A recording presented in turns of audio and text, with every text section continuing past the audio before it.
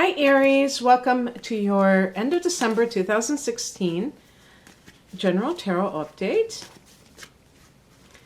So, you're having a new moon on the 29th of the month, and that is going to be in your 10th house of career. So that's pretty good in that regard. And you're also going to have a Mercury retrograde in that house, and that's happening starting on the 19th. So that's going to be going into January, and it will actually dip back into your 9th house, which is the house of, higher education, travel, foreign travel, I should say, or long distance. What else? Just the higher mind, not just education, but just philosophy and religion. So I could see some people kind of rethinking issues connected to their career and how it relates to their life as a whole, and possibly, from a philosophical standpoint, maybe some of you are rethinking something because maybe something happens with your career. If you find any kind of delays, maybe you're looking for a job and you've been speaking to someone, just realize that it's temporary. Sometime after the first week in January, you should start seeing things and get, back up to speed.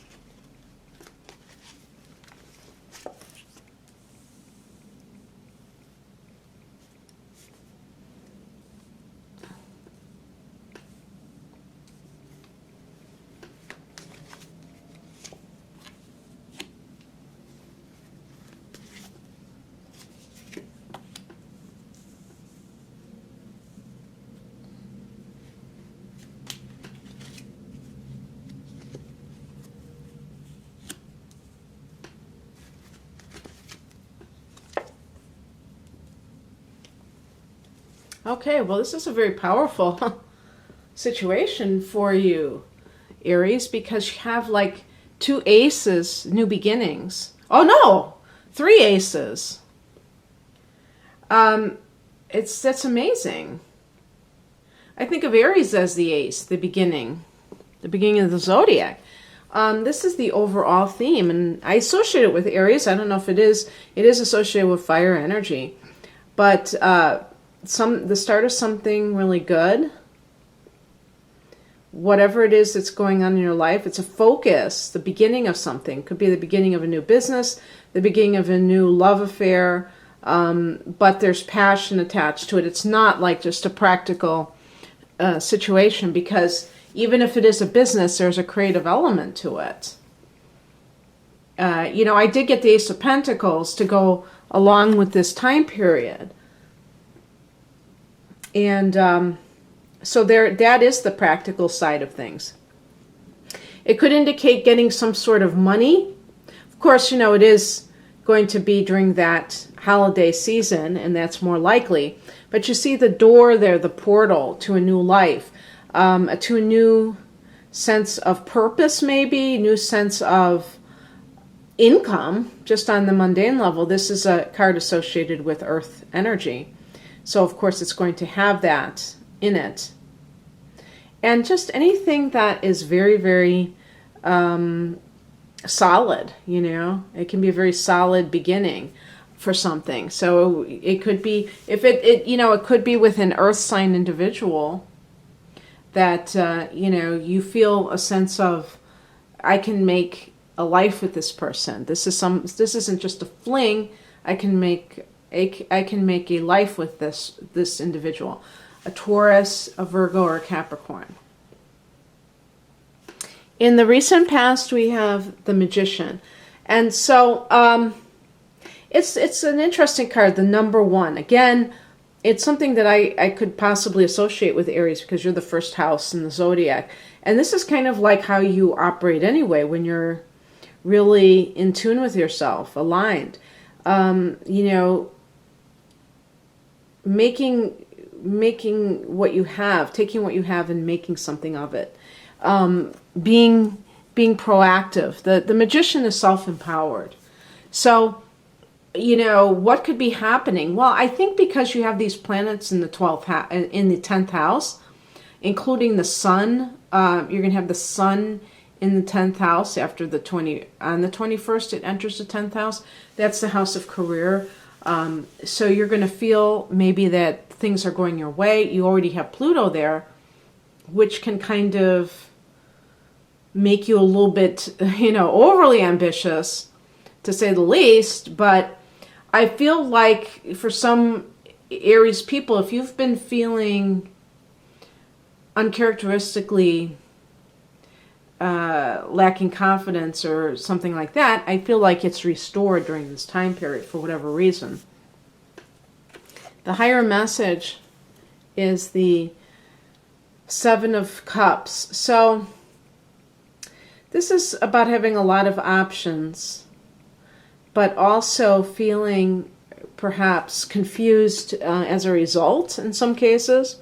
For some people, if this is a relationship situation, there may be a water sign person who is, I would say it'd probably be even a Pisces, to be honest with you, only because I think the Seven of Cups is associated with Neptune, and that's the ruler of Pisces, and it's a water sign energy, the cups. So this person may be figuring into your life. Now, I did not pick it as a challenge card, but I feel like because of the nature of the card, that it's a spiritual, this is the spiritual, position for this card. So maybe it's asking you to reflect upon this person's influence on your life and whether or not it's a good thing.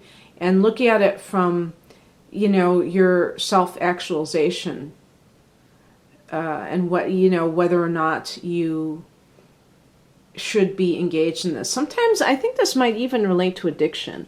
So it could be also asking about that. Like maybe you have a lot of things going on, but you have something that you need to let go of that is still creating an impediment to your success on a full level. Like you have all systems go. But, as life is, we usually have one area at least, if not more, that still need fine-tuning or gross tuning, whatever it may be. May need a lot of tuning or just a little bit of tuning. We're works in progress, and so that could be talking about that. But I also think that you have to be careful not to get deceived, and Aries is such one of those signs that's very confident, very powerful, but also very innocent in a lot of ways and guileless. And I think in a way you share that quality with Pisces in a strange way, the first and the last signs of the zodiac. But, in terms of relationships, the Magician card may have, given some of you a sense of your own inner innate power. If you were somehow involved in a relationship that was not what you deserved. And so now you're in a new relationship and it's like, it's running the gamut. And even like let me talk about the challenge position is the Five of Swords. So on the work front, it could be somebody who is trying to undermine you. Why do I always say undermined? Undermine you. And this could be, it's going to be like a verbal thing because it's the swords, it's communication. So it's that typical thing of planting, bad stories about you or kind of like trying to get one over on you so that they can compete with what you have and take what you have. Or in a personal relationship, it can be to watch out for any kind of maneuvers like that because you want a particular relationship. I don't get the feeling, though, that would be applied to many of you. First of all, I don't think a lot of Aries people do that kind of thing. I don't think they're not really big cheaters, because I think they value honesty too much. But on the other hand, too, I think that, along with it, I should say, I think that Aries is, I think with these other cards, it's showing like a lot of new beginnings, and I don't think that I don't think that you got where you are by doing something nefarious. I think that it was just kind of like a cycle in your life, and so now you're into that. And by the way, you do have Saturn in the 5th house of romance, so there's like this, I almost think of like this, if we were looking at this new relationship as looking at this card as a new relationship, that it would be like Saturn in the 5th house, because the Pentacles indicate, responsibility, well, setting down foundation. And so you might have met somebody, and this is the kind of, or you're going to meet somebody, and this is going to be a serious relationship, not a fling.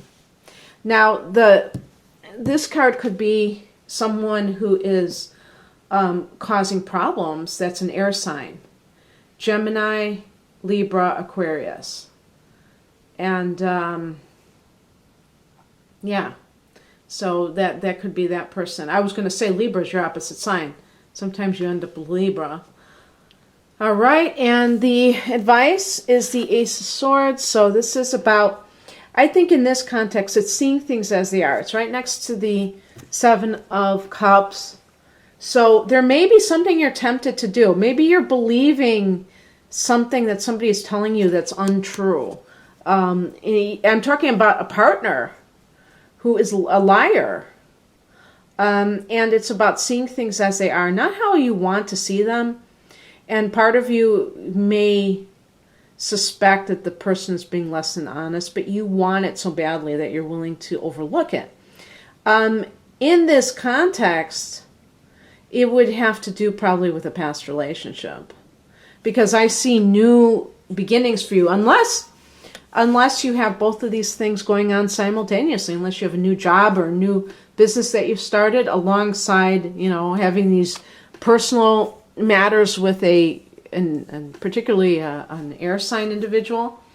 But it's kind of like a card of victory, but it's victory that comes out of something that was very stressful, perhaps. So if you, let's say you were, trying to get a job and there were all these delays, and, you were just like having insomnia, you didn't know if it was going to happen, and then finally it comes through for you. It's a victory, but it really took a lot out of you to get there. And even like you have a romance, or not just a romance, but you begin a relationship with someone, but there were a lot of delays. That could be it as well. The outcome is the Hierophant, and this is the card I was talking about. I talked about Mercury in the retrograding into the 9th house.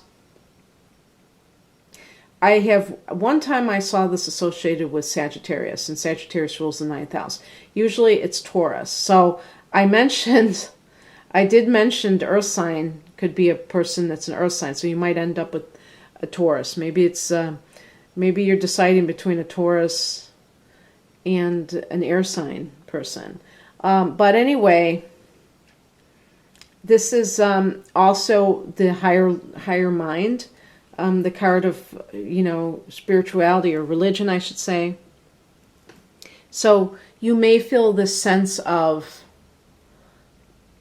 wanting something at a higher level. It also can be marriage. So this may be marriage material. It's right under the Ace of Pentacles. So it could be marriage to somebody of an earth sign element, or at least, not that you're going to get married in the next 2 weeks, but at least that you may have met somebody that has that potential.